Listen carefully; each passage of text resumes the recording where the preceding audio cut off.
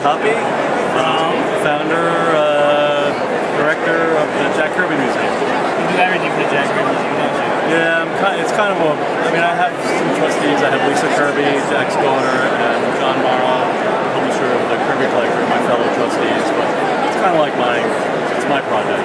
It's your baby. Yeah. Where did the idea for the Jack Kirby go?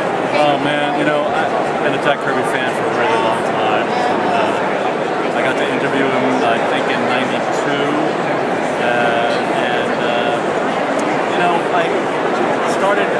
I was hosting and designing John Morrow's website, the Kirby Collector. I asked him years ago, do you want a website? He didn't know what a website was. That's how long ago it was. And so I was putting up his website, and then I got involved in moderating or hosting a Kirby-L email discussion group, it's on Yahoo Groups now.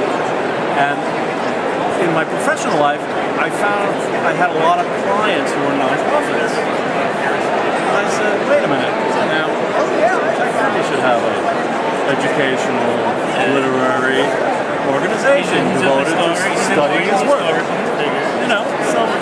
So I contacted John, who helped introduce me to Lisa, and I found out what the state of New Jersey needed to be able to do something like that, and I'm off and running. Now, you said you interviewed Jack. How nerve-wracking was that? Oh, well, it wasn't. I will admit to you that I co-interviewed him. I had a partner, and my partner did much more preparation than I did. So he did asked most of the questions. I was just kind of like the sidekick. But I will tell you that I've been around Jack Kirby for quite a few times at conventions. Years and years ago in the 70s, there was a time when he would have a room off of the convention that was all hidden for him, and he would sit there, and for like $10, $20, he would draw sketches for people. And my friend and I were 14 years old, and we just stand there. We didn't have the $10 because we wanted to buy comics, right? But so we would just stand there and watch Jack draw and listen to him talk to people, and Roz was there. Probably his son was there too, but it was just, so I did get to be around Jack, and I've gotten things signed by him at other conventions, but to actually be there with the interview with him, friendliest people in the world, as everybody says about them. The old school guys are just so friendly. You can walk up to them. They love it. You can sit there and not say a word for half an hour, and you learn more in a day. Exactly. That's right. So it was easy. I would just stand there. Yep.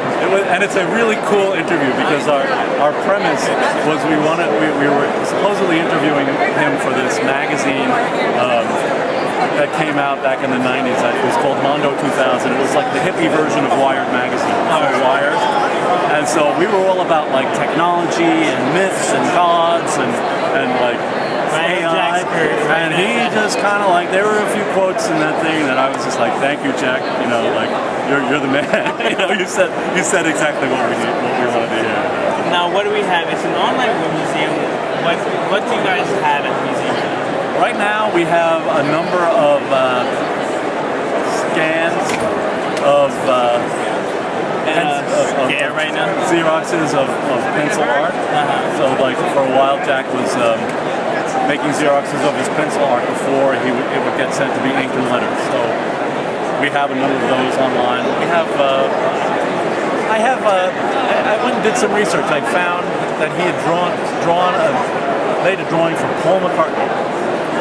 And that he actually went backstage at a Paul McCartney concert and gave it to Paul. So I did some.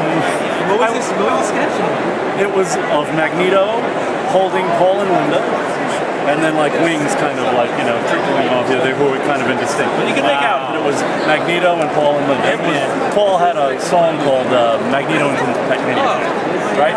So they go into the concert. So I'm all right. I know that there's a bunch of crazy Beatles fans out there. So I went on the web and I found the crazy Beatles fan people, and they're wonderful.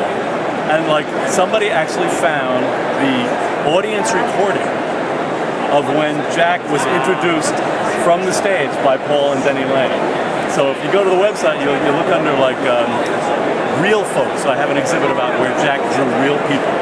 and in one of those is Paul McCartney, and then in there you can hear a really bad quality audio of Jack being introduced from the stage of the I forget the name of the venue, but yeah, it's hilarious. There's all kinds of stuff. It's great. It's just like all kinds. Is it safe to say, like, away from the comic books, he lived just as much interesting as a life as in the comic books field?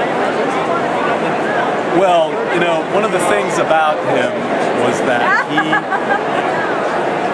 was greatly affected by his experiences in World War II. So when you would, as I've been told, I don't believe I ever experienced it myself, but people say if you got to spend time with Jack for any period of time, you would always end up back talking about the horrors of war, basically, and you know, him processing that. And I think that a lot of his stories, whether it's the war stories that he did in the 50s or the run of war stories he did in the 70s, but I think even in, like, you know, some of the other stories, I think he's like working out some of those questions and things that he went through. Now, you personally, what do you like more, Jack Marvel or Jack DC? I like Jack. I like when Jack does Jack all by himself. Yeah, so I guess he did a lot more of that for DC, right? Yeah. So, I mean, I love the Marvel stuff, and that's what got me there. But when I read, like, when I was the golden age of comics, right? When you're 12 years old. Okay. Right? Everybody's golden age when you're 12 years old. Yeah. So when I was you're 12, innocent when you're 12. right? And it's like when I was 12, I was reading Commandi. I loved it. But I went back. And I can't find Command. Well, it's not out yet. Yeah. And I'm pretty, like, I've just gotten into Jack ISA over the past few months. I read Demon, I read the first New God, then I'm on the second volume of the New God. Okay. Yeah. So I'm just like, I would love to see Command, but I heard it never got finished. Well, yeah, I mean, it kind of, it faded away. It was near the end of his contract at DC. So he was doing some stories, and then whatever happened at DC where somebody else was brought in to re-script the work, and then the last few issues were actually written by somebody else in full script and given to Jack. So how do you feel about the coming out for Wednesday Comics with Commandi? Oh, I saw some of that. It's great. It's like Commandi does Prince Valiant. It's great. Now, for anyone that want to check out the Jack Kirby Museum, what's the URL? It's at kirbymuseum.org. Thank you very much. Okay, you're welcome. Don't forget to check the website at kirbymuseum.org. Don't forget to donate or just check out all the cool stuff they got on Jack Kirby.